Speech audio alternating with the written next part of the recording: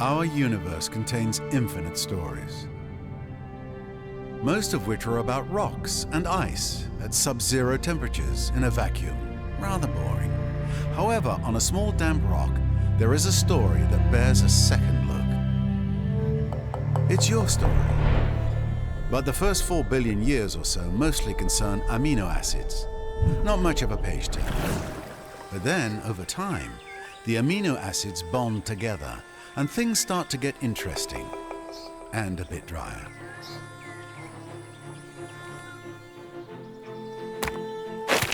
A certain subspecies of hominid discovers that you can do more with a sharp rock than annoy your little brother. Tools and weapons are invented. The hominids begin to cooperate. Fire becomes a servant rather than an unpredictable force of nature. They learn to tan the skins of animals for clothing. They learn ways to record and probably exaggerate their adventures.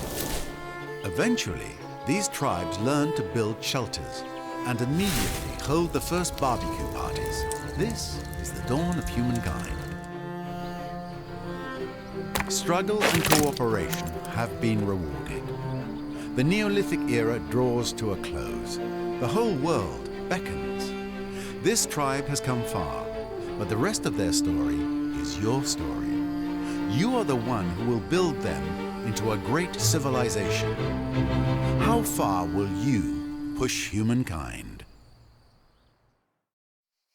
The challenges of a young civilization. It's hard keeping up with the neighbors when they have the wheel and you don't. Humankind learns quickly that everyone contributes. If you're terrified of wild animals, you can grow lentils or catch fish. Tribes settle towns. Towns develop markets, and markets begin the exchange of goods, services, and most important, rumors and hearsay. As urban centers grow, both ideas and sewage are generated at a record pace. Arts and sciences flourish as military tactics and mathematical equations become as coveted as physical goods. Empires struggle to control these intangibles, however, as some might trouble their stability.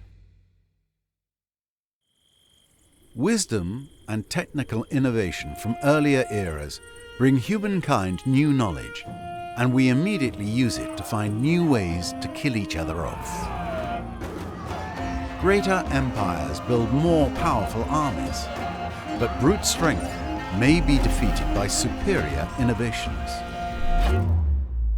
It is brains versus brawn, with ever richer cities as tempting spoils for the victor. Geography, cartography, algebra, optics, astronomy. It's a time of discovery and exploration. But discoveries are not made solely by traders and adventurers. Those who explore with ships and caravans would go in circles without those who explore with pens and parchment. The world gets larger, the cities expand, buildings reach higher, and roads stretch longer. And yet, the world gets smaller as bridges unite lands, towns congest, and railroads bring distant goods to the doorstep. Anything seems possible in this wondrous future, though as humankind grows, the planet itself appears to shrink.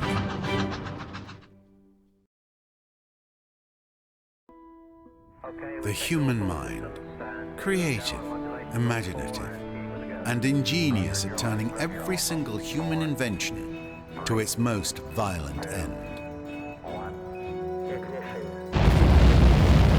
We pray or hope, looking forward to a future which, with luck, will be counted in millennia, not in months. An enormous leap forward, from mundane tallies of crops to recording the wisdom of sages. Humankind now wields the most powerful tool of all. Debate and discussion are not the pastimes of the idle, but the actions of thinkers and movers who will touch every aspect of civilization. As feudal structures prove practical for both farming and warfare, certain codes and practices arise that, ideally, ensure a fair and honourable society. The written word was previously available to a small, often wealthy elite. Now, knowledge and propaganda can be distributed to the masses. Lightning in a bottle. This new power will impact every aspect of society, from public safety to industrial production. Change is coming. Though humankind's thirst for energy has no limits, the planet does. Now we can take what we need while leaving something for the future. Welcome to the Humankind tutorial series, where we'll give you a rundown of the different parts of the game. In this one, you'll learn some basic mechanics like movement, advancing out of the Neolithic era, and early game tips and tricks. Everybody in Humankind starts off as a Neolithic tribe, and the goal in this stage is to make it up to the Ancient Era. How do you do that? Well, you'll have to gain era stars. You gain era stars by completing objectives, which you can see up here in the top left corner of your screen. Before we get into what these objectives are, though, you'll have to learn to navigate the map. To move your units, select the group, then select the tile you'd like to move to. Different units have different numbers of movement points, and once you're out, you'll have to wait until the next turn to move again. These guys only have 4 movement points, as you can see here, and we've used them all. Let's click the End Turn button here. Humankind is played in turns. Every player carries out their actions simultaneously during their turn. When there's nothing left to do, you must select End Turn to move to the next one. Ending a turn will refill unit movement points, advance any ongoing constructions, and top up the number of resources you produce. In each era, you'll have to earn 7 era stars out of a possible 21 to advance to the next one, except for the Neolithic era. Here, you'll have to obtain 1 of 3. To obtain a growth star, you'll have to gain population units. To gain units, you'll have to earn food, which can be found through hunting wildlife, ransacking animal sanctuaries, and sending units to these glowing curiosities with the food icon. Ransacking is pretty simple. If you find yourself near one of these markers here, select your army, then select the ransack button on the right side of your screen. Then select the sanctuary you'd like to ransack. In the Neolithic era, it'll take a turn to finish, but later down the line, depending on what you ransack, it could take longer. You can also ransack outposts, districts, and extractors, but we'll talk a little more about that in the Break the Wall video. You'll get science stars by obtaining science curiosities, similar to the food ones I just mentioned. Pay attention to the curiosities icon to know exactly what you're picking up. To earn a hunter star, you'll have to hunt wildlife. In this era, you'll find deer, bears, and mammoths, so make sure you have enough units with you to live to tell the tale. To attack an animal, select your army, then select the attack button in the army panel on the right and select the animal you'd like to attack. I'm going to hit this button to resolve the battle manually, and this will open up the battle map. Place your units in the deployment phase, paying attention to terrain elevation and type. We'll dive deeper into how battles work in the Stick 'em Up videos, but for now, just remember, high ground equals good, rivers and low ground equals bad. Just a couple extra things to think about and take with you in these early stages of the game. The foggy parts of the map are areas you either haven't discovered yet or don't have vision over. When you navigate to these areas, the terrain will become visible to you. Be careful though, because you may also discover a hostile faction, animal, or independent people. Also, different tiles on the map work in unique ways. For example, traveling on or through forests will cost more movement points than usual. Rivers work a little differently. Landing on a river tile will cost quite a few movement points, but traveling along a river will allow you to move without penalty. Hover over different tiles to see how many base movement points it'll cost to travel over them. And that should be most of the basics. Check out some of the other videos for a deeper dive into the more specific parts of the game. Now let's get to building you a big old city, shall we? In this one, we'll be chatting about placing outposts, creating and managing cities, and collecting the 4 basic resources in the game: FIMS, or food, industry, money, and science. To start, you're going to want to claim a territory by placing an outpost. To do so, just select your army, navigate to this button here, and plop the outpost down on any tile you want. It's really simple, but there are a couple things to consider. Outposts cost influence to build. In the Neolithic era, you'll gain influence by hunting and discovering science curiosities. There are other ways to earn it down the road, which you'll discover as you play the game. When placing an outpost, first you'll want to consider your proximity to your opponents. Being close to your enemy doesn't have to deter you, but just know that settling beside them may put them on edge. Secondly, elevation. Your outpost or city may be attacked one day, so it might be wise to get ahead of it and take the high ground. Think of elevation as a natural defense. And finally, resource output, which we'll talk about right away. Territories are sectioned off by dotted white lines like the ones you see here. When you place an outpost within one of these areas, the section becomes yours and is outlined by your empire's color. Be on the lookout for territories with an abundance of resources, shown by these icons on the map. The four main building blocks of any bustling city or outpost are food, industry, money, and science, or FIMS. Each of these basic resources can be exploited directly from the map, the amount of each depending on where you place your outposts and districts. Food will feed and grow your population, industry will affect the production speed of your city, money will let you buy stuff, and science will help your people learn new things and advance technologically.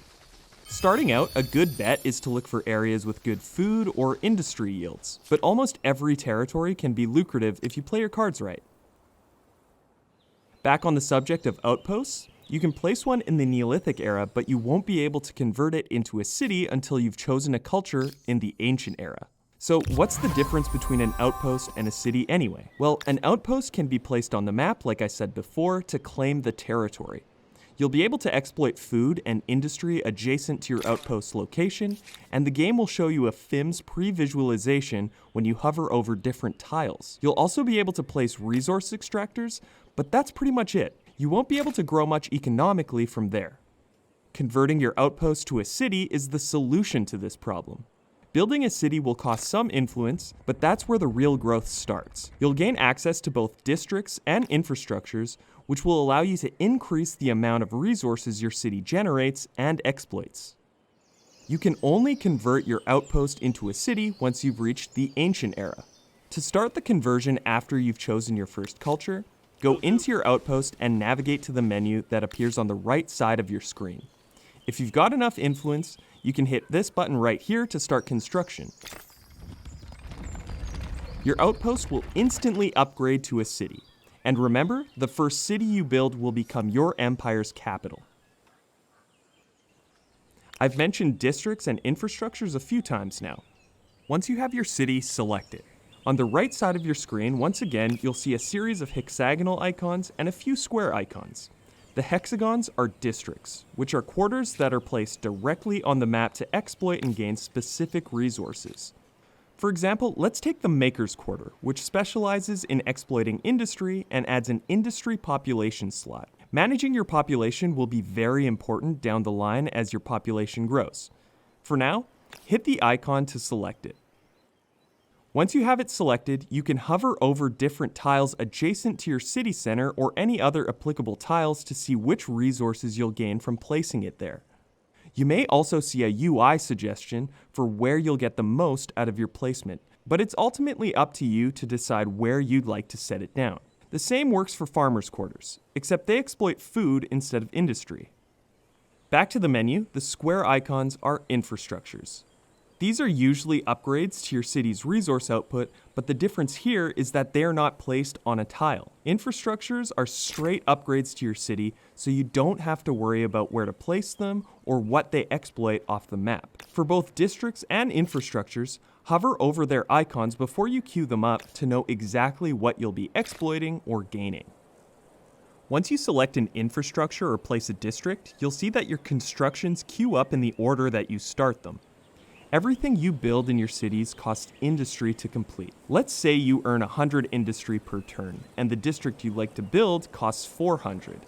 It'll take 4 turns to complete that district, assuming your industry income remains the same each turn. Every turn, industry is contributed to the construction and continues to do so until enough has been put in to complete it. If there's anything left over, that industry will be carried over to the next thing in your queue. The same process is used for researching technologies, only it uses science, not industry. If you're feeling a little impatient, you can also just buy out the whole construction with money, or, after some research, population. Be careful though, it can get a little pricey the further off it is from being completed. There's still a lot more to go through when it comes to city management in humankind, so in the next one, we'll dive a little deeper into how you can make your cities more lucrative. So we've already discussed building you a nice little city to live in, but there's a lot to go over on the topic, so we thought we'd make another video covering how to keep that city on the right track. In this one, we'll cover maintaining stability, attaching territories, and exploiting luxury and strategic resources. One of the most important things you'll need to keep an eye on when it comes to your city is stability. When your people are happy and healthy, they're more productive. When they're not, well, they're not. Your stability meter shows how stable your city is. The higher you are on the meter, the more loyal your people will be. The pink area on the meter is your current stability value. As you can see though, there is another portion indicated in white. This is your target stability, which is where your stability is trending. From where you are currently, your stability will either increase or decrease by 5% every turn until it hits the target value. When your stability gets too low, things start to go downhill fast. Once you start to dip below 30% stability, your city will become unstable. Your people will become mutinous, refusing to build most districts, stability-enhancing quarters and shared projects being the exceptions, and eventually leaving altogether, and that's one more enemy you'll have to deal with. How do you maintain stability? There are a couple ways. First of all, keep an eye out for districts and infrastructures that improve the pink stability icon. These will increase stability and make your people happier. Also, try to keep the number of cities you own within the set limit. You can see how many cities you can own without penalty up here in the top right corner of the screen. If you found more cities than this number, you will receive penalties to your influence income. But what if you want to expand further? You have a couple options here. First, you can increase the number of cities you can build by advancing to certain cultures or researching new technologies. We'll talk about that in a second. You have another option though. In humankind, you can attach adjacent territories to create larger ones, which will allow you to rule over more territory and add to the resource output of the original cities. It will also help with city management and will allow you to apply wonder bonuses to more districts if you've discovered one in your original territory. We'll talk more about wonders in the One to Remember video. To attach territories, one of them must already contain a city. Select the original city, and above the target outpost pin, you should see an attach button. If you've got the influence to spend, hit that, and voila. Damn, that's one big city you've got there. Be careful though, attaching cities will cause them to grow quickly, which will also decrease stability. That's something you'll have to learn to balance. You may have already noticed some icons that look like this on the map. These are luxury and strategic resources. You use strategic resources to help create more advanced districts and units, and you can also sell them for some sweet, sweet cash. For example, horses will allow you to create mounted and chariot units. Luxury resources will provide bonuses to your empire, improve stability, and like strategic resources, can be traded too. To get your hands on them, you'll first have to research Calendar to gain access to the Artisans Quarter. We'll talk more about research in the Knowledge is Power video, so let's just assume you've already finished researching this technology. The Artisans Quarter allows you to exploit all those fancy luxury resources in your territory. To set those up, select your city, then select the Artisans Quarter and place it directly onto the luxury resource deposit you're looking for. You can also queue it up by hitting the resource icon on the map. To extract strategic resources, you'll have to research specific technologies that allow you to do so, but the extractors work just like the ones for luxury resources. City management is super important in humankind. It's one of the main pillars of a successful empire. There's even more that goes into managing your cities, but hopefully we've provided you with all the info you'll need to go off and figure those out on your own. Good luck, your people need you. Welcome back. In this one, we're talking all about science, specifically researching technologies and exploiting the resource. In the Neolithic era, you can only get your hands on science by obtaining science curiosities. You won't have anything available to spend it on until you get to the ancient era though, so just keep that in your back pocket until you get there. Once you've chosen your first culture, that's when you can start making use of it.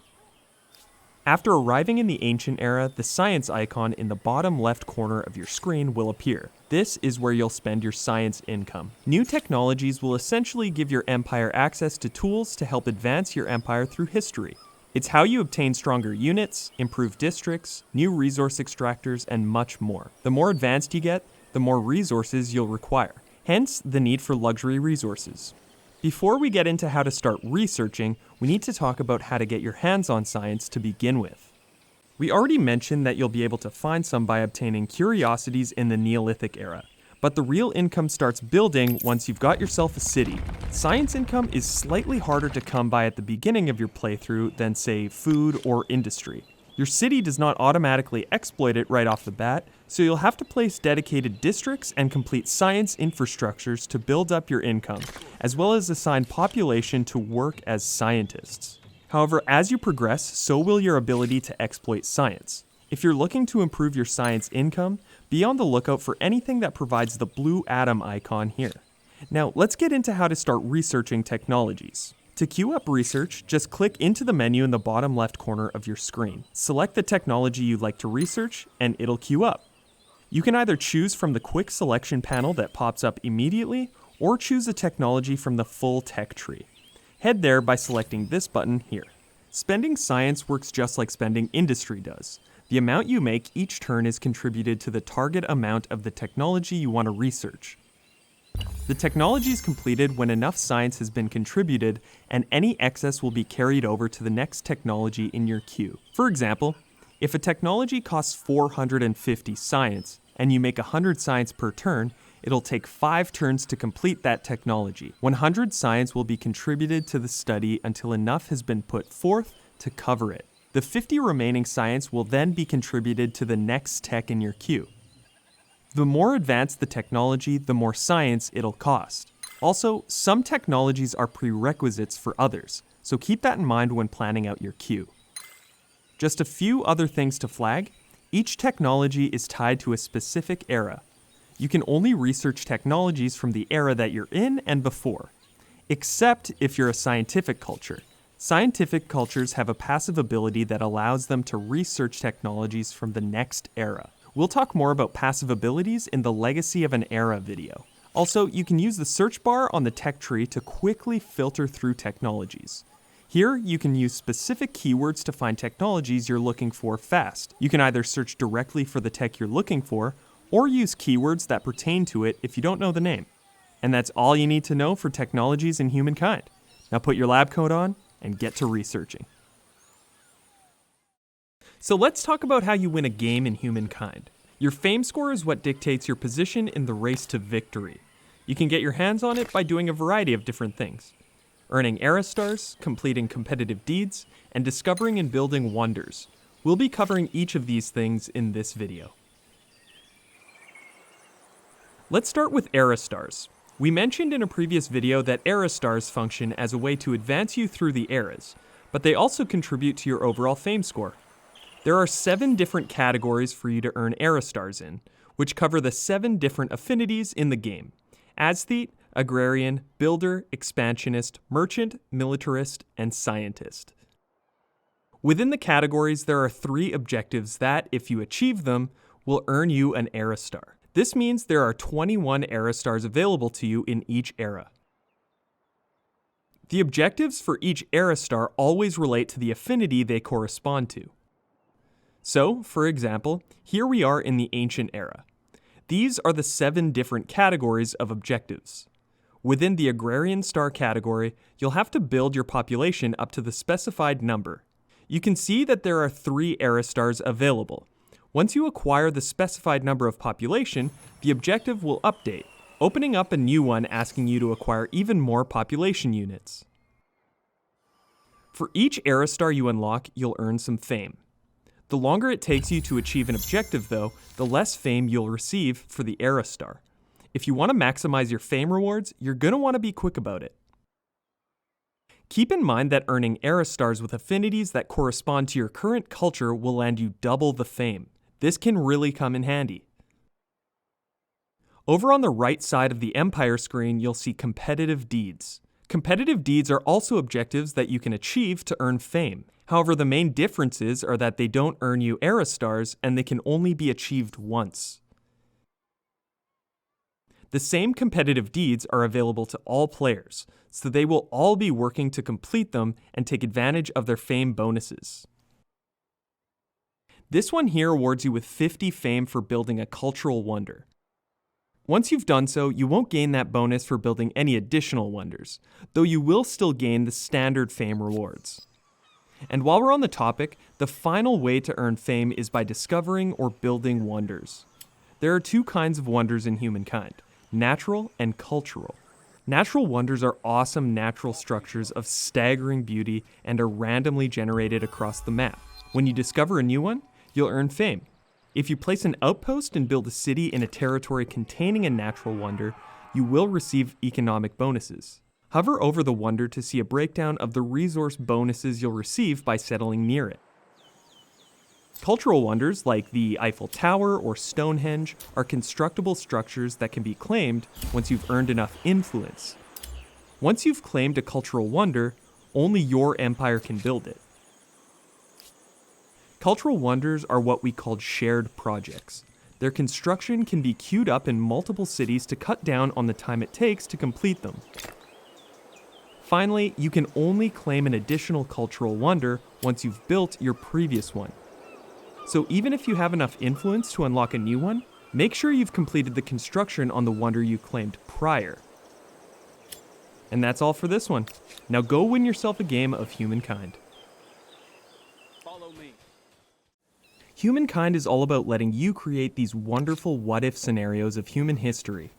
In this video, we'll dive deeper into the topics that make humankind unique: eras and cultures, cultural affinities, legacy traits, and emblematic units and districts. Humankind is separated into 6 different eras spanning human history: the ancient era, classical era, medieval era, early modern era, industrial era, and the contemporary era.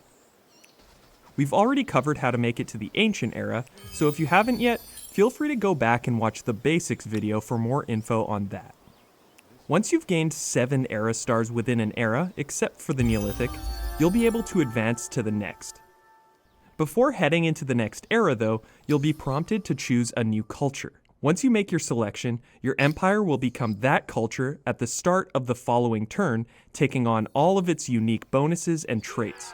We'll talk about what that means right away. Every era contains a number of different cultures for you to choose from, all of which are associated with one of 7 different affinities. Cultures can either be agrarian, aesthetic, builder, expansionist, mercantile, militaristic, or scientific. Affinities determine the general gameplay orientation and usually define where a culture specializes.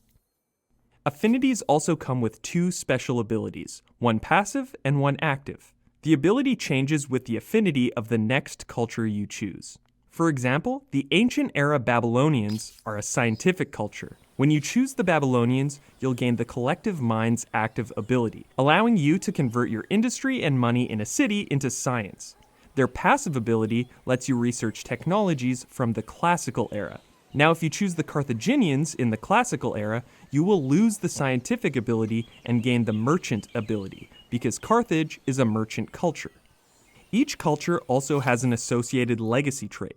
Legacy traits are unique bonuses you gain from choosing a specific culture. No 2 cultures have the same legacy trait, and the bonus is something you'll want to consider when choosing a new culture. Unlike affinity abilities, you will hold on to each legacy trait you gain through the eras. By the contemporary era, you will have 6 different legacy traits, each providing different bonuses to your entire empire. Mixing and matching the different traits through the eras is part of the fun in finding a combination that works best for your playstyle. On top of affinity bonuses and legacy traits, each culture also has both an emblematic unit and emblematic district. Like legacy traits, these are unique to each culture. Your emblematic units may require some research to gain access to them and specific resources to create them. Be on the lookout for any technologies that give you access to units with a shining golden border like this one. You'll immediately gain access to emblematic districts when you choose a new culture. Emblematic units and districts work exactly like their standard counterparts. You'll queue them up in your cities. You'll place districts directly on the map and use up population and strategic resources to complete your units. The caveat is that you can only place one emblematic district per territory per culture. Just like other districts and units you can queue up in your city, hover over your emblematics to see what unique exploits and bonuses you'll receive from them. Finally, there is an exception to the topics we've mentioned in this video. When choosing a new culture, you have an additional option on top of the new cultures you are presented with. That is cultural transcendence. Cultural transcendence is when you transcend your current culture to the next era. If you've chosen the Babylonians in the ancient era, you will have the option to transcend and bring them into the classical era instead of choosing a new culture. If you want, you can keep doing this right up until the contemporary era. There are both drawbacks and benefits to doing so. The negative is that you will not gain a new legacy trait, emblematic unit, or emblematic district. You will retain the ones you had in the previous era. This means that you will not be able to take advantage of an extra trait and your emblematics may become obsolete faster. However, the main draw for transcendence is the fame bonus. The fame rewards you gain when you've transcended your culture are higher than if you choose a new culture. So you will rake in more fame than some of the other cultures that have traditionally advanced to another. We want to give you as many options as possible to play Humankind your way. Hopefully, this helps you do that. Off we go. In Humankind, your relationships with the other empires can be the difference between sweet victory and humiliating defeat. In this video, we'll cover the friendly parts of the diplomacy system, starting discussions, trade, treaties, and alliances. As you explore the map in Humankind, you may run into another empire at any point. When you do, you'll get a notification. The other empire's icon will appear in the top of the screen.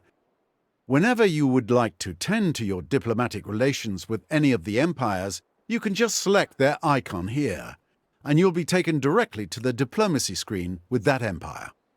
Here, it looks like we've found the zoo. Let's introduce ourselves.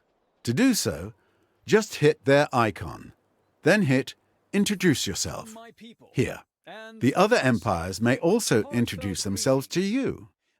And while we're here, let's get to know this screen a little bit. Headlining your diplomacy screen is your diplomatic relation state. Once you've met the other empires, your relationship with them will be defined here. When you hover over your relationship status with another empire, you'll get an overview of the abilities that are available in this state. You'll also notice 4 different tabs near the top of the diplomacy screen. We won't get into the crisis tab in this video, so let's focus on the other 3 for now. First up, the Relations tab. Here you'll be able to declare war, which we'll talk about in the Best Enemies Forever video, and propose an alliance, which we'll get to right away. You can also see an overview of your relation states and your opponent's relation states with the other empires. You can also hit this button here to see a summary of your relationship history with this opponent. The Trade tab is all about importing and exporting resources. You can purchase both strategic and luxury resources your opponent is collecting, and you can see which resources you are selling to them too. On the bottom half of the screen, you can see the trade route connecting your 2 capitals. To purchase a specific resource, hit the icon next to the resource and change the amount of desired accesses. Hit this button to confirm if you're prepared to pay them for it. You can also do so by selecting the icon directly on the map, or by opening the trade view and selecting the resource to buy from the Merchandise tab. An important point to bring up here is that you are purchasing access to the resource, not stockpiling it. If you are purchasing 1 iron from another empire, you can build 5 constructibles that require 1 iron within the same turn. However, the option to purchase resources from another empire will be closed to you until you sign a trade treaty with them. This is where the Treaties tab comes into play. Treaties are additional accords that can be added onto a peace or alliance state, adding 1 or more diplomatic abilities on both sides of the relationship. Trade treaties affect your ability to trade luxury and strategic resources. Information sharing will allow you to share map information. Border policy affects your ability to travel through this empire's territory and military accords affect your ability to skirmish with them. To propose a treaty, simply hit the one you'd like to enact. The other empire can accept, refuse, or counter the treaty. If they choose to counter, you will have to pay the specified amount to enact it. If you don't want to make the payment, you can refuse the counter-proposal. No. Finally, to propose an alliance with another empire, hit Propose Alliance on the Relations tab. If they accept, you will open up new diplomatic abilities. These will favor closer cooperation between your empires. You will also unlock treaties that could strengthen the alliance and make information and resources more readily available to the other empire. Proposing these work exactly as the standard treaties do. This is all just the beginning of the diplomacy system in humankind. In the next video, we'll talk a little more about the more hostile side of your relationships with the other empires. We've covered how to play nice with the other cultures. Now, what about the other side of diplomacy? In this video, we're going to talk about attitude, grievances, war, and war support. Buckle up. To start, let's head back into the diplomacy screen. Up near the top right-hand corner of the screen, you'll see a word that represents this empire's attitude toward you. An empire's attitude towards your empire is determined by many different things. How large your armies are, how well you are doing overall, your proximity to them, trade, grievances, treaties, skirmishes. Nearly everything you do influences how another empire feels about you. Attitude is a good indicator of where you stand with another empire. The more positively they feel about you, the more likely they are to cooperate with you. If they feel negatively about you, trouble may be brewing. What kind of trouble? Well, now's the perfect time to talk about hostile relationships in humankind. Grievances represent crimes committed by another empire and provide an opportunity for you to renounce the violation or demand reparation. They can be used to either improve an empire's attitude toward you or justify a war against them. Grievances can be found in the Crisis tab on the Diplomacy screen. When one appears, you'll have 10 turns to decide whether to demand reparations or to renounce doing so. After that, it will be renounced automatically. To make a decision, hit the grievance in question, then simply select your decision. Renouncing is a gesture of good faith, forgiving the other empire for their wrongdoing, water under the bridge. Demands, on the other hand, are not so friendly. What you demand from the grievance entirely depends on what the grievance involves. Aggression grievances justify the demand for monetary compensation. Ideological grievances justify the demand for changes to the opposing side's civics. Intervention grievances justify the demand for changes to an opposing side's diplomatic relations. Religious grievances justify the demand for changes to the opposing side's state religion. And finally, border grievances justify the demand for territory. If you make a demand and the opposing empire refuses, things start to get a little spicy. You now have a justification to start a war, which can also be done on the Relations tab. However, once you have 80 war support, you're able to declare a just war whether or not your demands have been refused. Keep in mind that you can initiate a surprise war at any time, assuming you have enough war support. But without the justification, this is seen as a barbaric act. You will receive the traitor reputation badge, and the other empires will take note of this. Once war has been declared, armies can attack and bombard one another, no matter where they are on the map. You can also move into the opposing side's territory, which normally requires the two empires to sign a treaty, or playing as an expansionist empire. The war ends once one side has either accepted or forced the other's surrender, and a comparison between the two sides' war support defines the reparations the loser will have to pay to the winner. So what is war support? War support represents your empire's overall morale and animosity toward another. It is measured by this bar here on the diplomacy screen and spans from 0 to 100. You gain and lose support through many different means. Winning and losing skirmishes, new grievances, demands both empires have made, etc. Hover over the war support bar to see how much you are gaining or losing and why on any given turn. Once either empire's war support has hit 0, it may be forced to surrender by the winner, and the losing side must agree to whatever surrender terms the winner suggests. Surrender terms at the end of a war depend on how the war played out. If you won by the skin of your teeth, you won't be able to make as many concessions. If it was a landslide victory, you'll be able to demand more from the losing side. The winning side may also decide to press their advantage and wait a few turns before they force the losing side to surrender. But dragging out a war longer than necessary will have consequences at home. Beyond this point, all your cities will suffer from a war weariness stability penalty. The penalty increases for every additional turn the war continues, so don't dawdle in finishing up your campaign. And that's it for the hostile side of the diplomacy system. There's still a lot more to cover in the game, so stay tuned to learn even more. Sometimes you've got to drop the gloves and show your enemy who's boss. This video is all about the art of battle. We'll be talking about battle management, unit stats and types, and how to come out victorious. When you come across an animal or an enemy army, you can ignore them, or, start a fight. Before diving in though, you can preview the balance of power between your army and the opponent's. Just select your army and hover over the defending units. Hover over slightly longer to preview the battle area and deployment zones, which we'll talk about right away. Let's attack these guys here. To do so, have your units selected and navigate to this button here. Select that, and then the army you'd like to attack. You can also select the army you'd like to attack while your units are selected directly on the map. First, you have the confirmation phase. Here you can either confirm the battle, instantly resolve the battle, or retreat.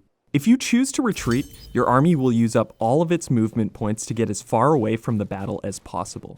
Armies that have retreated on their previous turn will only regenerate a fraction of their movement points at the beginning of the following turn. They can't perform hostile actions like attacking, reinforcing, bombarding, and ransacking until the end of their next turn. Plus, they cannot retreat a second time in a row. Sometimes retreating is the best option, but not today. Let's sort this one out manually. Next up, we've got the deployment phase. The colored tiles within the battlefield represent the deployment zones of both armies within the larger battle area. Deployment is key for maximizing the potential of your troops. As you play the game, you'll learn where different units should be positioned to make the most of what they can do. We won't spoil that for you here though. What we can tell you is that you should always consider attack range, terrain type, and elevation. Some troops specialize from further away, and some need to be up close and personal to perform a meaningful attack. Different tiles sit at different elevations, and because battles take place on the same map that you play on, those elevation levels are present and make a huge difference in battle. You are always at an advantage when attacking from the high ground, and you're always in for a heavy hit when on the low ground. Terrain types like rivers and forests also have an effect on your attacks and how much damage you take when you're on them. Hover over different tiles to see more info on what those effects are. After the deployment phase, the battle starts. In Humankind, battles span multiple turns depending on how large the battle is. The more units involved, the more turns it will take. Within each turn, there are 3 battle rounds where you and your opponent will alternate giving orders. Once the 3 battle rounds are done, you'll have to wait until the next turn to continue.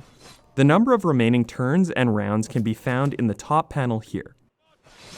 There are 2 ways to win battles. Eliminate all of the enemy units, or, as I mentioned previously, be in control of the opposing team's flag at the end of any turn.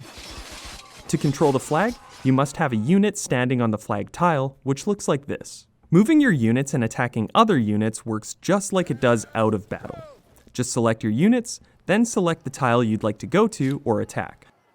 Before we end the video, there are a couple unit stats that you'll want to take note of both in and out of battle.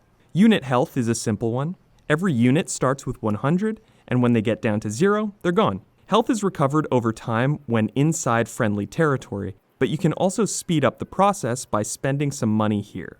Movement points dictate how far your units can travel. Combat strength is a measure of how strong your units are. Attack range defines how far the unit can attack from. Vision defines how far the unit can see. Veterancy is the overall level of your units. Units gain experience when they fight other units, and once they've earned enough, they'll jump up a veterancy level. This will increase their combat strength. Upkeep defines how much money is required per turn to maintain your units. Finally, unit type defines where your units specialize. The most common land unit types are scouts, melee, cavalry, and archers. Each type has its strengths and weaknesses, so take these into account when thinking about army composition. You can see unit info by selecting them. You can also hover over their icons before queuing them up in your cities to learn more. There's still a lot more to cover when it comes to battles, so we'll go into even more detail in the second part of this one. Let's take this time to dive a little deeper into the specifics of battle in humankind. In this video, we'll talk about reinforcements, aerial warfare, and nukes. When you initiate a battle with your opponent, it usually starts as one group of units against another. However, in humankind, battles can expand to include more than just the attacking and defending armies. Reinforcements are additional armies that can join a battle after it has started. Once you've researched the appropriate technology, you can bring in troops from outside of the battle area to provide the initial army with a little extra help. An army caught inside the battle area will automatically be included in the deployment phase, while armies outside of the battle area will have to make their way into it. The latter units can only be included if either the tile they're headed to is part of your deployment zone, or it's your turn to give orders during combat. If your deployment zone is too small to fit all your reinforcing units, the armies will sit in a bunch until there's enough room to deploy the units individually. These units are called reserves and are visible in the Reinforcements tab on the battle screen here. From here, you can drag and drop your reserves to determine the order you'd like them to arrive. Spawn points for reserves look like this. If this tile is unoccupied, you can deploy your reserves from here on your turn. If an attacking or defending unit is standing on the tile, you will not be able to deploy your reserves, so make sure it's cleared out. Near the end of humankind's industrial era, you'll likely gain access to aircraft. There are two families of aircraft that can be built once you've constructed an airfield: bombers and fighters, both of which can be queued up in your cities just like constructing other units. Bombers can be used to strike the opponent's cities or armies, or provide your units with fire support on the battlefield. Fighters are mostly used to support other planes and to protect your territory. They will also patrol territories adjacent to where your airfield is located. Patrolling units provide vision and protection against enemy aircrafts and will automatically interfere with any hostile airstrikes that target areas within protected territories.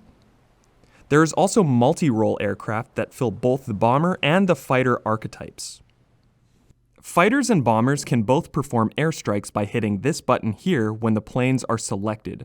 However, keep in mind that everything in the vicinity of the strike will take damage, including friendly units and districts. Missiles are a simpler type of air unit that can only be used to perform airstrikes. Unlike bombers, though, missiles can't be intercepted by enemy air patrols and are always destroyed after one use, so make them count. To build missiles, make sure you have a missile silo first. You'll then be able to queue them up in your city like units and planes. Finally, let's talk about nuclear weapons. To start, you'll have to make sure you've got the nuclear fission technology researched. This will give you access to the nuclear proliferation civic that will unlock nuclear tests. To finally build a nuclear weapon, you'll have to complete at least one nuclear test national project. You'll also have to make sure you've got a missile silo built in the territory you'd like to queue up the nuke. Nuclear weapons work just like regular missiles, only they will destroy everything within a several tile radius and turn those tiles into wasteland. Wasteland tiles can no longer be exploited or built upon. And that's it for battles in humankind. Now get out there and cause some havoc. We'll see you in the next one. Does your enemy have something you want? A nice-looking territory? A luxury resource? A big sack of money? Well, we've got the video for you. In this one, we'll cover ransacking, poaching resources, sieging, and militia. Basically, everything you'll need to take what's rightfully, in quotation of course, yours.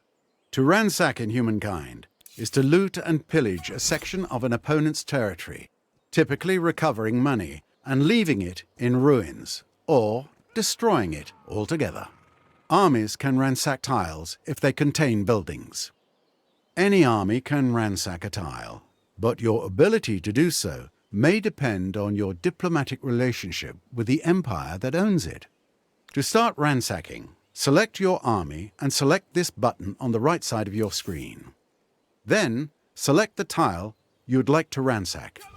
Ransacking will take a set number of turns, determined by your army's combat strength and the fortification value of the targeted tile. The number of turns will be indicated in the counter above the ransacked tile. Once those turns have passed, you will be awarded the spoils, usually money, and the construction will be destroyed. If what you're after instead are other empires' resources, you can instruct one of your armies to poach their trade.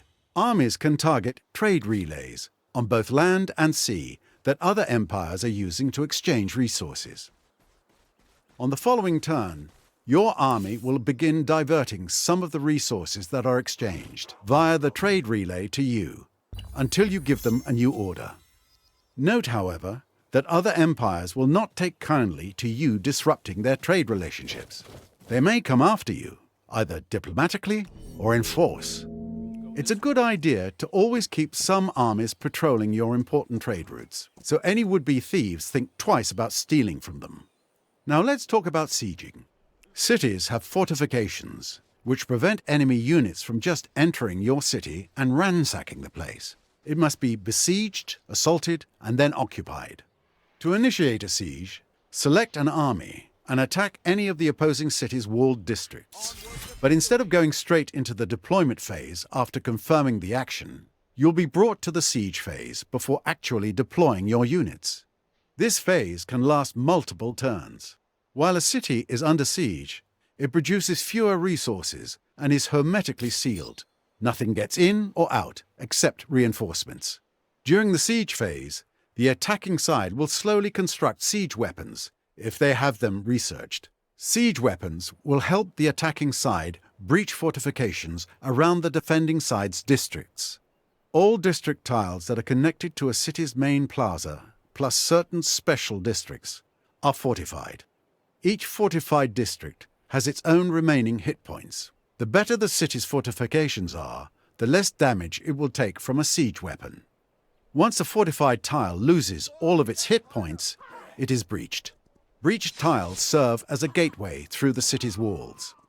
You can see how many turns it will take you to construct your next siege weapon by going into the siege menu. As you can see here, you will have a set number of slots for each siege weapon. If your siege lasts long enough, you will fill out each of these slots, but you will not be able to construct more than the number of slots that you have. If you get that far, you should probably launch the assault as soon as possible. Now let's check in on the defending side of the siege phase. Militia units will immediately take up arms to defend their homes when their city is under siege.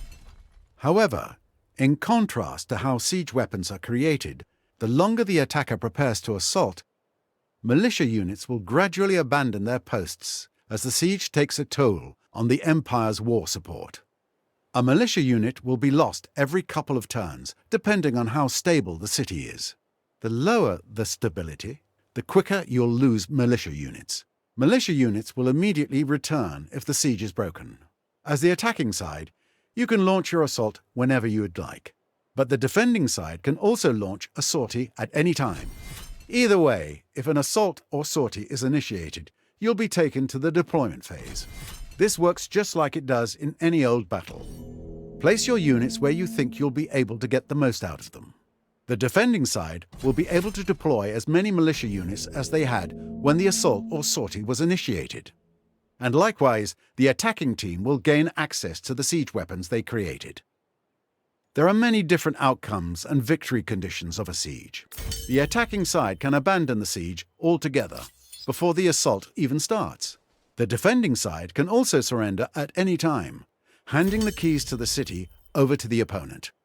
Neither of these is the sexiest option, but both are occasionally necessary. The siege is also concluded whenever either side's units have been wiped out, or the attacking side captures the defending side's flag. If the attacking side wins, they again take the city. If the defending side wins, they keep it, for now. Hopefully, this helps you understand how ransacking and sieging works in humankind. Now get out there, take over some cities, and cause some absolute mayhem. This is going to be a quick one, but no less important than any of the others. In this video, we're talking about narrative events and status effects. Narrative events in humankind have unique trigger conditions. Your decisions, relationships, and overall progression can impact which events appear when. These events allow you to shape your empire and forge its story. They usually require you to make a decision and will often pose a variety of different options that will impact your empire in different ways depending on how you choose to handle them. Some narrative events can also trigger other narrative events. They could appear as direct consequences that come up right after you've made your decision, or consequences down the line, where a choice made in a previous era circles back centuries later. Hover over the different options you're presented with to see their potential effects on your empire. The choices you make can either have permanent or temporary effects. The more permanent effects can include gaining money, resources, extra units, or being forced into particular civics choices. Your decisions will also have an effect on your ideologies, which is a topic we discuss in the Keep It Civil video. The temporary effects usually involve a status being added to a city or a unit. Status effects alter the attributes of whatever they're attached to, but they only apply for a certain number of turns. After that, the city or unit's attributes go back to normal, assuming they don't have any other status effects applied to them. Some statuses inflict a penalty onto the city or unit, while others can bring benefits. For example, the Defiant status will cause the stability of your city to decrease for a certain number of turns, while the Bountiful status will apply a bonus to food production. You can find more information about the status effects applied to your cities or units by selecting them. In the city or unit menus, navigate to the icons that look like this and hover over them to see their effects and how many turns they'll last. Status effects can be applied in many different ways, not just through narrative choices. Curiosities, civics choices, technologies, battles, sieges. Keep an eye out for them and take note. Again, this was a short one, but both narrative events and status effects are some of the main pillars of humankind. Now that you know how they work, go write your own story and leave your mark on history. Religion in humankind is yet another way to set your empire apart and shape the story of your people. In this video, we'll talk about faith, followers, tenets, and religious conversion. With enough population in one of your cities, you're able to create your empire's religion. Your first choice is simple: polytheism or shamanism. The former will provide you with more faith per attached territory. The latter generates faith per population. Producing faith will allow your religion to spread and will help unlock gameplay bonuses through tenets, which we'll cover right away. Regardless of this initial choice, you'll be able to produce faith by other means down the line. Holy sites are a major source of faith throughout humankind. They're shared projects like cultural wonders, meaning they can be queued up in multiple cities to cut down on their production time. You can also gain more faith by building faith-focused emblematic districts, constructing certain cultural wonders, and more. Just keep an eye out for anything that improves the faith icon here. To find more information about your state religion, select this button here in the bottom left corner of the screen next to the Society button. Here you'll be able to see information about your state religion and change the name of it. Now, just because you're the creator of a religion does not necessarily mean you're its leader. The religious leader is always the empire that controls the majority of this state religion's holy sites.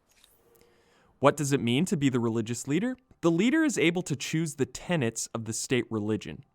Tenets represent the principles and commandments of a religion.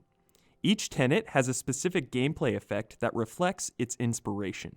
To choose or see your state religion's tenets, select the Tenets button here. These are your potential tenets. Hover over them to see the effect on your empire if you choose to select them. On the right-hand side of your screen, you can see that tenets are organized into tiers. You're able to choose a new tenet in the following tier once your state religion has hit a certain threshold of followers. This bar here shows you how many followers are required to open up the next tier. Followers are the inhabitants of a city that follow a specific religion. Since multiple territories can be attached to a city, and since each territory can follow its own religion, cities can house followers of multiple different religions at a time. You gain more followers by growing your population and faith and spreading your religion. Finally, I mentioned earlier that you are not necessarily the leader of the religion you created. In fact, your people don't have to follow your religion at all. In Humankind, your people are able to convert to a religion that another player has created. If another religion's impact on a territory remains significantly higher than another for a certain number of turns, the territory will convert to that religion. The game will inform you when the conversion is started, so you will have time to respond by either increasing your faith production or by sending in the troops. You can select any territory to view more details about the different religious influences, faith production, and followers. Just a heads up though, religious conversion isn't always a bad thing. If your empire is converted to another state religion, you will take on the tenets of the new one. You'll gain all the bonuses that come with it. You just won't have control of the tenet choices if you are not the religion's leader. If your empire isn't focused on faith and religion, converting to another player's state religion could be in your best interest. And that's all on the topic of religion. Now get out there and find yourself some followers. Enjoy. Welcome to the Humankind tutorial on war mechanics. Wars often happen in humankind, whether it be a dispute over land, resources, or differing ideals. Take your feeble proposal elsewhere. Before entering a conflict, you will want to watch your war support. War support represents your population's animosity toward a specific empire. You can find it in your diplomatic tab with an empire. It's the fuel for war. Your people's morale will be broken if you run out of support, and they will force you to agree to whatever surrender terms your opponent suggests. War support gradually increases or decreases back to its base value during times of peace. Though people will always be a little bit distrustful of other empires, it's hard for them to stay angry without a reason. If you decide that war with another empire is likely, it is therefore important to prepare by trying to fill up the war support meter as much as possible. Grievances and demands are a good way to win war support. Grievances represent misdeeds, or supposed misdeeds, committed by one empire against another, or at least opportunities for the offended empire to act as though they are outraged, such as the theft of territories or a unit crossing a foreign border. Receiving a grievance provides an initial war support boost against the perpetrator. These grievances can be escalated to demands.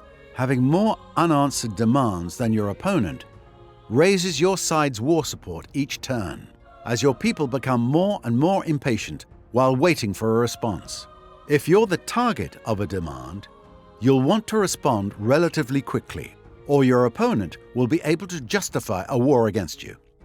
If you refuse their demands, your opponent will be able to immediately declare a retaliation war with no war support penalties. Your words mean nothing to me. Or withdraw their demands and be forced to admit it was all a bluff. No, thank you. Take your feeble proposal elsewhere. The reasons are not your concern, but my demands are withdrawn. You will need a minimum of 80 war support to declare a justified war against an opponent. Enough delay. You may also opt for the option of a surprise war, for which you will only need 30 war support. No, I will crush you! Keep an eye on your support once the war has been declared, because it will fluctuate during the conflict depending on how well you're doing. Winning battles and capturing cities will work in your favor, while ransacking and bombarding the enemy's population will have an influence on war support. At the end of hostilities, The war score is used to determine how many surrender terms can be imposed. If you won the war by the skin of your teeth, you won't be able to force many concessions. In a given turn, an empire's war score is based on their war support at the time war was declared, their current war support, and the number of enemy cities they are currently occupying. Once the war is over, both sides have their war support reset to 0. This means that a time of peace will settle between the two empires, until the war support begins to rise back up again.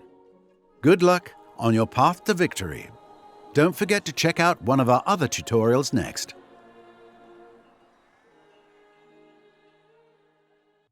Welcome to the Humankind tutorial on embassies.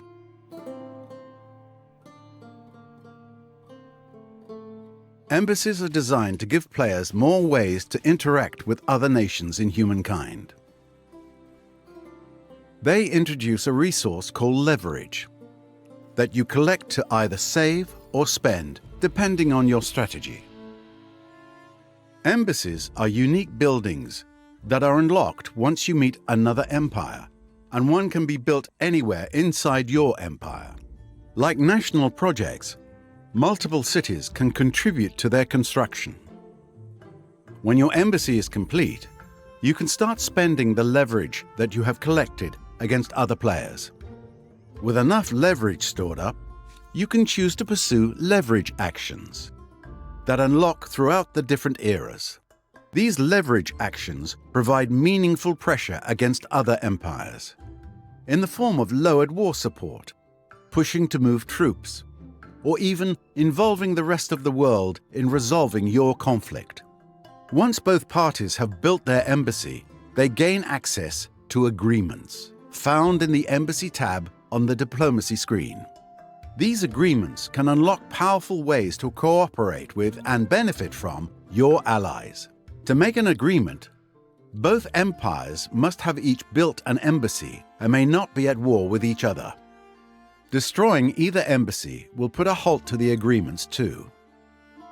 However, if the embassy is rebuilt, the agreements are automatically resumed. If someone does destroy your embassy, either through ransacking it or from taking control of your city, it will create a grievance for all the players who have an agreement with you. Here are two examples of such agreements. First, you could sign an arms deal with another empire and gain the ability to recruit its emblematic unit.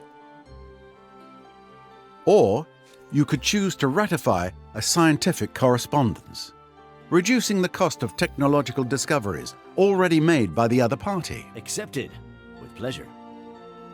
Good luck on your path to victory. Don't forget to check out one of our other tutorials next. Welcome to the Humankind tutorial on the Congress of Humankind. World organizations are a new feature in Humankind that allows all the game's active participants to have their say in matters of global importance. The Congress introduces 3 new systems: International Crisis, Civics Vote, and Global Doctrines. We'll go over each one of these in a moment. But first, let's talk about some of the new mechanics that will be used. Within the Congress of Humankind, you'll want to watch your international sway. This new resource represents the diplomatic power of an empire and is used to calculate its voting power. Every turn, your international sway is updated based on the sum of leverage you have against other empires, as well as any temporary boosts that you've gained from bribing your peers. The Congress of Humankind will unlock for everyone once an empire reaches Era 4, has an embassy district, and has met all other major empires. After the Congress is unlocked, there will periodically be voting sessions in which each empire will take turns acting as session leader and propose a civic to be enacted globally. Each empire will have a certain number of turns to vote on this civic, time where you can aim to earn more leverage or purchase diplomatic support to increase your international sway. However, if you don't wish to participate in the vote, you can always abstain. The civic choice with the most support will be selected, and all empires will face a civic osmosis event. Should you choose to disobey the wishes of the Congress of Humankind and reject the civic, you will need to pay a large amount of influence. Another function of the Congress of Humankind is to arbitrate international crises. For example, if someone ransacks your outpost, which generates a grievance, you will now have the option to bring your complaint to the international community. When a crisis is escalated, the empires not involved in the dispute will have several turns to vote on whether to back the complaint, using their leverage to decide who's right. Similar to an empire's own ideology axis, the global doctrines show the world's broader outlook on big ideas. Shifts in global doctrines unlock axis effects that will incentivize certain behaviors. The global doctrine consensus is calculated by using the average of all empires' ideologies, including independent peoples. If the global consensus shifts throughout the game, don't worry, you'll get a few turns of warning before the new effects become active. Good luck on your path to victory. Don't forget to check out one of our other tutorials next.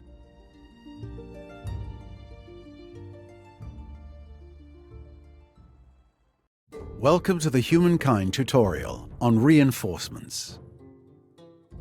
As a player, you want to be able to rely on your allies in every aspect of the game, including during times of military conquest.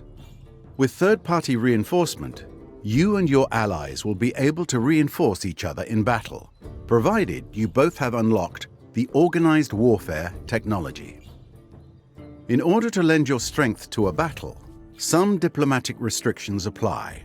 First, you'll need to have an alliance with the empire you wish to fight alongside. Let us raise a glass.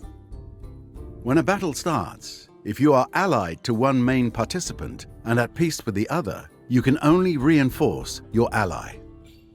Note that you do not need to be at war with your ally's opponent in order to reinforce the battle. However, if you are allied to both main participants, you will not be able to reinforce either side.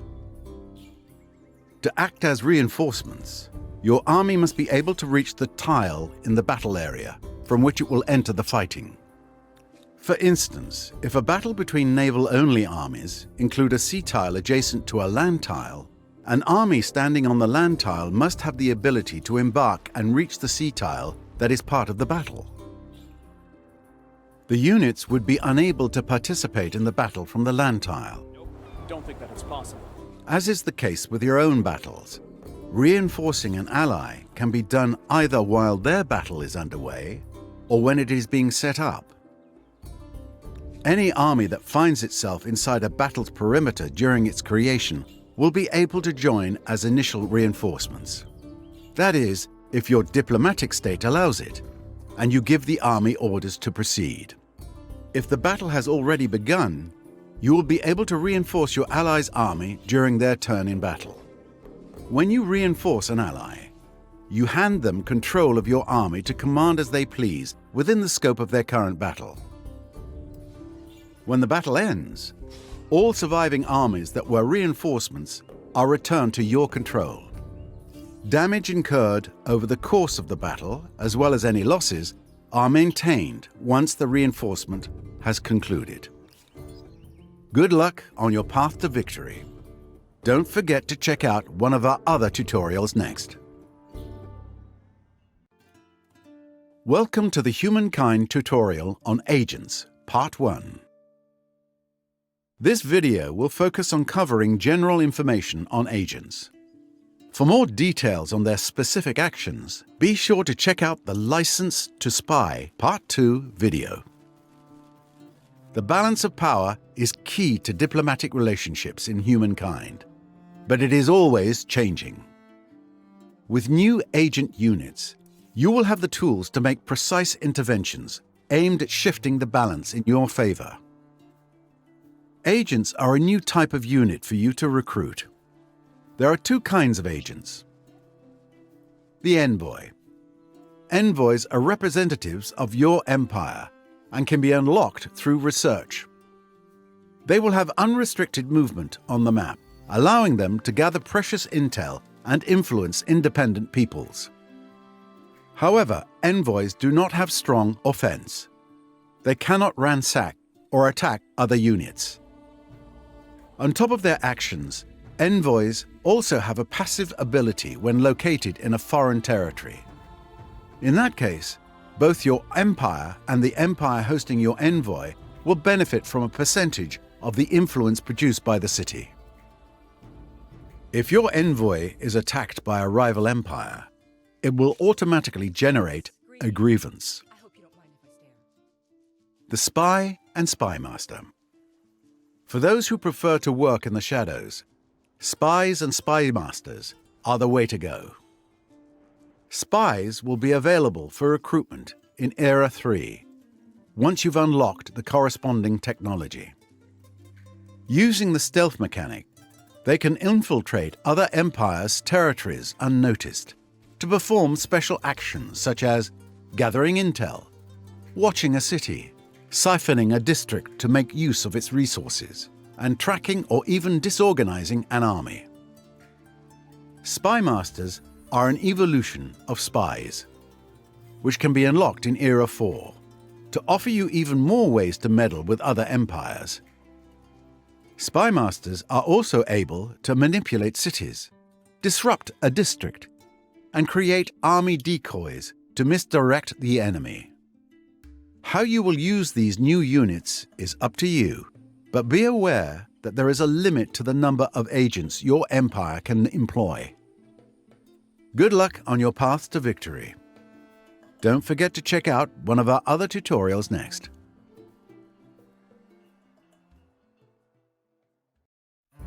Welcome to the Humankind tutorial on Agents, Part 2. In this video, we will focus on the specific actions available to agents. Agents are an important tool of diplomatic power in humankind. From official actions to infiltration, sabotage, and disinformation, agents offer you a wide range of choices to influence the world's empires. All agents will be able to collect a new type of currency called leverage by gathering intel on other empires. A piece of intel is generated with every new grievance between two empires and will remain collectible for as long as the grievance is active. Move your agents across the map to collect as much intel as you can, because all intel will disappear as soon as it is picked up. Every piece of intel that you collect will provide leverage against the empire targeted by the initial grievance, and that leverage can be spent via your embassy. Envoys will have the exclusive ability to influence independent peoples. By moving envoys into the territory of an independent people, your empire will get a patronage boost without having to spend any influence or money. The amount of boost will vary depending on your empire's global proximity with this independent people and how many of your envoys are in the settlement. Using the stealth mechanic, spies and spy masters can perform infiltration actions. Once your army has infiltrated a territory, it is able to watch the corresponding city and display all of the city's information, such as its population, influence, religion, resource production, and constructions. If you have your eye on a particular resource, you can choose to siphon a district to make use of its resources. If it's military knowledge that you're interested in, you can also assign your spies to track a rival army, giving you details on its position, composition, and vision for a few turns. Infiltration is not the only way you can use your spies and spy masters. To take things further, you will be able to activate sabotage actions. By disrupting a district, you will stop all resource production and block trade routes, leaving only deficits for the rival empire over a few turns. Disorganizing an enemy army will allow you to lower its combat strength. Temporarily, of course. In the final stages of the game, you will also be able to use your spies and spy masters to engage in disinformation actions and create more chaos for other empires. Send them to a foreign city and manipulate it to trigger a civic osmosis, steal scientific knowledge, or even stir up armed rebellion. During wartime, you can use them to create an army decoy that will trick your opponent into seeing your most powerful army on the battlefield. Watch them launch an attack against it, only to see your decoy vanish into thin air. Good luck on your path to victory. Don't forget to check out one of our other tutorials next. We've mentioned how important resources are in other videos, but why do they matter? And how do you get them? It's time to find out. There are two types of resources: luxury and strategic resources. Both can be found as naturally occurring deposits within various territories. However, not all deposits of a given resource contain the same number of accesses to it. Some are bountiful and therefore more valuable, while other deposits provide only one access to the resource. To make these deposits usable for your population, you will need to research the appropriate technology, allowing you to construct extractor districts on them. Extractor districts automatically create a domestic trade route to connect back to your capital, which makes the resource access available to your whole empire. Luxury resources will provide bonuses to your empire and improve stability. Your first access to a luxury resource will come with strong bonus effects. But every additional access to it will offer smaller increases of the bonus. Strategic resources are used to create more advanced units and city infrastructures. As a result, controlling them may spark fierce competition between rival empires. Over time, technological progress may reveal ways to increase the amount of accesses provided by a deposit. It happens that sometimes you need more resources than you can produce at home. That's where trade enters the picture. Once you've signed the relevant trade treaties with other empires in the diplomacy screen, you can start exchanging money and resources. From the Trade tab, you can purchase both strategic and luxury resources that your trading partner is collecting, and see which resources you are selling to them, too. On the bottom half of the screen, you can see the trade route connecting your two capitals. To buy a specific resource, hit the icon next to it and change the number of desired accesses. Hit this button to confirm if you're prepared to pay them for it. You can also do so by selecting the icon directly on the map, or by opening the trade view and selecting the resource from the Merchandise tab. As soon as you begin to exchange resources with another empire, an international trade route linking your capitals will be created. These world-spanning trade routes are both expensive to maintain and vulnerable to blockages. Whenever you purchase resources on the market, you will have to pay a money upkeep based on the quantity and type of territories the trade route goes through. This ongoing cost can be reduced as the game progresses by signing better trade treaties, or by building up trade routes, roads, harbours, train stations and airports constructed along your trade route will help lower upkeep. If you can't find anyone willing to trade all the resources that you need, you may be tempted to obtain them by other means. When you come across another empire's trade route, whether on land or over the ocean, you can instruct one of your armies to poach their traded resources. On the following turn, your army will begin diverting some of the resources that are exchanged via the trade relay to you until you give them a new order. Note that other empires will not take kindly to you disrupting their trade relationships. They may come after you, either diplomatically or in force. it's a good idea to always keep some armies patrolling your important trade routes, so any would-be thieves think twice about stealing from them. You can open the trade view from this button to see all the important information about global trade. Right off the bat, you'll see the network of global trade routes crisscrossing the map, which tells you who is trading with whom and where. You can use the toggles above the screen to filter the displayed trade routes, identify your opponent's weak spots, and locate the resources that you need. The right-hand panel is split into two tabs, the Merchandise tab and the Blockages tab. In the Merchandise tab, the available resources from all empires are displayed, alongside your trade status with each empire. You can even buy more accesses with the click of a button from here, if your diplomatic treaties allow it.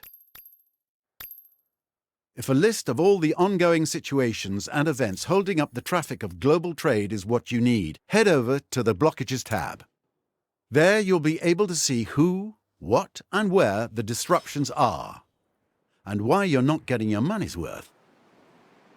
Now, you should be ready to roll up your sleeves and start trading. Maybe you've heard the call of the ocean, or maybe you're worried about your opponent's boats. In this video, we're talking about naval combat. Naval gameplay changes and evolves over time, as empires discover new and safer ways to cross the seas. During the first three eras, your main concern is to avoid sinking. Vessels are only able to navigate coastal waters, and the high seas present challenges to even the most seasoned sailors. If your ships enter an ocean tile, they may be labeled lost at sea and will take damage every turn. However, ancient ships will sink much faster on rough waters than medieval-era vessels. Ships following discovery of the three-mast sailing technology are not affected by this restriction and can remain in high seas as long as they want. Perhaps it's time to discover a new continent. Warfare on the open ocean starts off as a very personal affair, ruled by attacks at close quarters and boarding, before the gunpowder warfare technology is researched. Warships must move next to their target to allow their crew to attack. Archers will rain arrows on the opposing crew, while sailors throw hooks to attempt to board the other vessel. While they are boarded, vessels will take extra damage if they attempt to break off the engagement and move away from their opponent. The boarded status will be displayed below the unit's flag. Think twice before moving a boarded unit away. The introduction of gunpowder sparks a small revolution in naval warfare. Ships grow larger to accommodate as many cannons as possible. At the same time, armored plates are added to their hulls to help them withstand fire without sinking. Capital ships are massive vessels that immediately command respect. Empires stack so much firepower and armor plating on these floating behemoths that they become very expensive to build. When capital ships are attacked, a portion of the damage is absorbed thanks to their superior defenses. Masted vessels relying on powerful broadsides need a tactic that allows them to catch the wind, stay together, and still concentrate fire upon their enemy. That tactic is the line of battle. Vessels with the ship of the line ability will gain combat strength when adjacent to exactly two friendly units. Use this powerful formation-based ability to gain the upper hand in battle and protect your capital ships. Once the steam engine technology is researched, a new type of naval unit becomes available, the torpedo vessel. These nimble craft specialize in taking down capital ships, but need to get close to their target to fire. Their appearance justifies the introduction of screening ships, like the steam frigate, which block the torpedo vessels from firing when adjacent to them. By properly combining all three specialities in an efficient formation, your ironclads will be protected from torpedoes while receiving their ship-of-the-line bonus from frigate escorts. Thanks to the advancements of amphibious warfare and nuclear fission technologies, diesel and nuclear engines eventually replace steam power and enable naval battlefields to gain a third dimension. Beneath the waves, submarines replace torpedo vessels as stealthy hunters, angling for the best moment to strike. Meanwhile, massive aircraft carriers can carry entire squadrons into battle, turning control of the air a key step in securing victory on the sea. Squadrons stationed on an airfield can be relocated to a fleet containing an aircraft carrier unit. When in battle, embarked squadrons can launch airstrikes by selecting them from your support panel, accessible here. And that's it for our look at naval warfare. Now weigh anchor and set sail.